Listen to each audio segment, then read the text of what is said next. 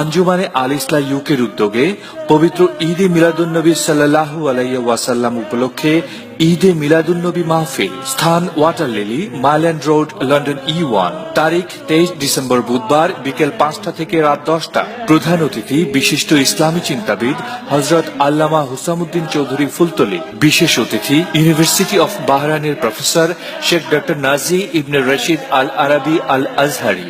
বিশিষ্ট ইসলামী চিন্তাবিদ ও সুফি শেখ আহমদ আবু বকর বাবিকির আল সুদানি। বিশিষ্ট ইসলামিক স্কলার শেখ আদনান সোহাইল।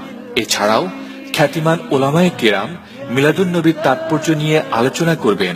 সভাপতিত্ব করবেন শাইখুল হাদিস আল্লামা আব্দুল জলিল। মাহফিল উপলক্ষে 1 মিলিয়ন দুরূদ শরীফ পড়ার কর্মসূচি নেওয়া হয়েছে।